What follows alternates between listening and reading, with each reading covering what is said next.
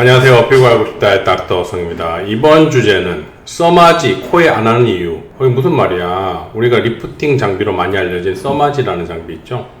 물론 이 써마지를 그냥 대표해서 쓴 거지, 모노폴라 고주파 장비, 당극성 고주파 장비를 코에 안 하는 이유, 그 이유가 너무 궁금하지 않으세요? 그래서 이번에는 그에 관련된 얘기를 좀 해보려고 합니다. 이번 영상을 끝까지 시청해 두시면 당극성 고주파 장비를 코에 안 쓰는 이유, 이런 이유에 대해서 알게 되실 거예요. 그래서 이번 영상도 끝까지 시청을 해 두시면 이런 장비는 왜 여기에 안 쓸까, 여기에 대한 궁금증이 어느 정도 해결되지 않을까 하는 생각입니다. 끝까지 시청 부탁드리겠습니다. 왜 써마지 시술은 코에 하지 않을까? 왜 코에 안 할까? 써마지는 모노폴라 고주파 장비 어떤 대표적인 장비예요. 그죠? 오리지널 장비라고 하죠. 이런 장비들이 어떤 게 있어요? 올리지오, 볼류모 이런 장비들이 있죠. 그럼 왜 이런 당극성 고주파 장비, 이 장비들을 코에 하지 않을까? 되게 궁금하잖아요. 얼굴에 리프팅하면 리프팅 효과가 즉각적으로 보이고 효과가 좋다고 알려진 장비를 코에 하면 효과가 팍 나타나지 않을까? 누구나 그렇게 생각할 수 있죠. 일반인 입장에서는 이런 것들이 사실 궁금해요. 그렇기 때문에 저한테 많이 묻는 거예요. 그러나 이제 사실은 저희는 이런 써마지 계열의 장비가 본원에 없기 때문에 이런 얘기를 하기에는 조금 조심스럽지만, 이런 의학적 이론에 대해서 설명하는 거는 이 장비의 어떤 문제점을 설명하는 게 아니고 이 장비의 특성이 갖는 어떤 그거의 한계점에 대해서 얘기할 수 있는 거예요. 그죠? 과학이론을 얘기할 수는 있잖아요. 그죠? 그 과학이론에 대해서 이 얘기를 하는 거예요. 그러면 왜 고주파 당극성 장비를 코에 하지 않을까? 일반적으로 제가 얘기하는 고주파 장비라는 거는 바늘 장비가 아닌, 이제 라디오 프리퀀시 니들 이퀴먼트가 아닌, 고주파 바늘 장비가 아닌 어떤 도자로 된 장비를 얘기해요. 어떤 게 도자가 어떤 거예요? 끝에 핸드피스가 있고 넓적한 면이 있어서 피부를 이렇게 문지르는 식으로 시술하는 식의 장비를 이런 장비라고 하는데요. 이런 장비를 왜 여기 안 할까? 그러면 고주파가 엄밀히 말하면 교류 전류잖아요. 그죠? 그런데 그 이제 뭐 1MHz, 10MHz, 4MHz 뭐 이렇게 여러 가지 메가헤르츠에 따라서 전달되는 거리도 약간 차이 나고 피부 안에 온도가 올라가는 속도의 차이가 나고 뭐 이런 것들이 있죠. 그죠?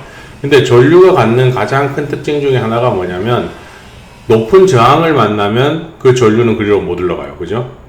그리고 전도도가 높은 거, 즉 금속 물질에 이제 전류를 흘리면 전류가 잘 흘러가고, 나무나 이런데 전류를 흘리면 나무엔 전류가 흘러가지 않죠.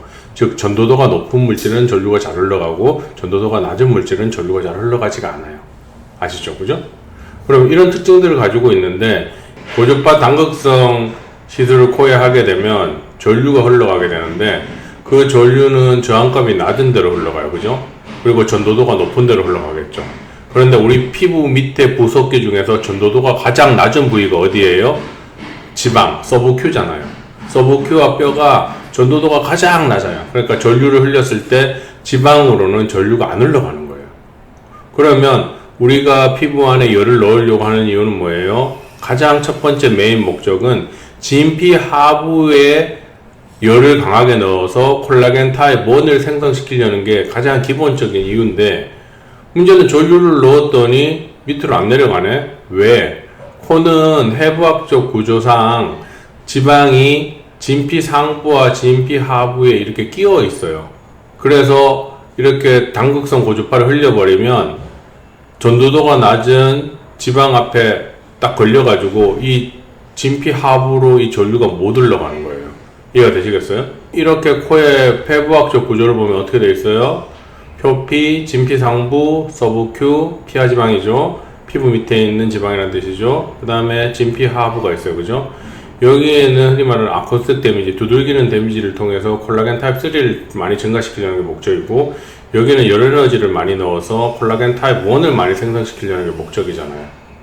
그런데 전류를 흘렸더니 전도도가 낮은 부분, 즉 저항값이 큰 서브큐 지방에 걸려서 이 피하 지방 하부로 전류가 흘러갈 수가 없는 거예요. 그래서 당극성 고주파 시술을 하게 되면 전류가 다 여기에 고이게 되죠.